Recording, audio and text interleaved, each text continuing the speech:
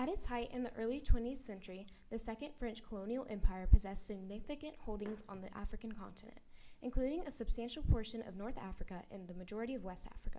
However, some characteristics of French colonial rule, such as a propensity for direct governance and a uniquely fervent dedication to its civilizing mission, would foster strong independent movements in many of these colonies and set the stage for the empire's rapid collapse. This would only be hastened by France's swift defeat in the early stages of the Second World War and its inability to hold on to most of its colonies in North Africa, the Middle East, and East Asia.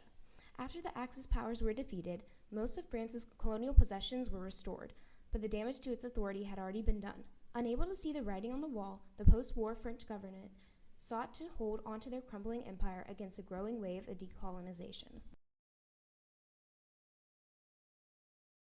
Before the scramble for Africa, Madagascar was politically fragmented, with various ethnic groups and a history of European interactions along its coast.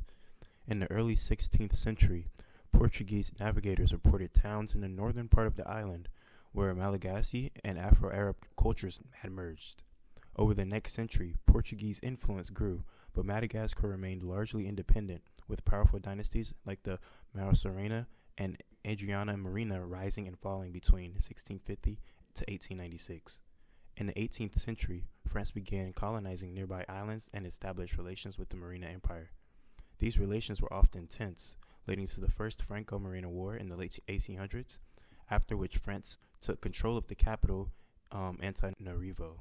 A treaty made Madagascar a French protectorate, with the Marina Queen as a figurehead. Under French rule, Madagascar saw industrial growth and improved infrastructure, but also suffered uprisings like the Malagasy uprising of 1947 to 1949, which resulted in thousands of deaths. Political unrest continued throughout the 1950s until France granted Madagascar autonomy in 1958. Finally, on June 16, 1960, Madagascar gained full independence. Originally ruled by the Mossi Kingdoms, the area that would become modern-day Burkina Faso was conquered by the French in 1903. Somewhat unusually for the French in this era, they took a cue from the British Empire and left many local leaders in their positions. This may have prevented nationalist sentiments from boiling over into a full-blown war for independence in the post-war era.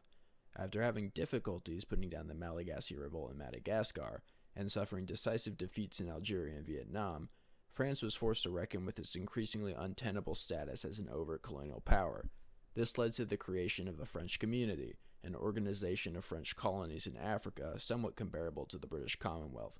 Burkina Faso gained autonomy within the community as the Republic of the Upper Volta in 1958, but seeing as the community was still a neo-colonial enterprise, official political independence wasn't gained until it seceded in 1960. The French community would go on to completely collapse that same year. Over a decade later, an anti-imperial and pan-Africanist military officer named Thomas Sankara would come to power after a coup d'etat in 1983. As part of a drive to rectify the legacy of French imperial rule, he officially changed the country's name to Burkina Faso, which means Land of the Honest Men in the Mossi and Diola languages.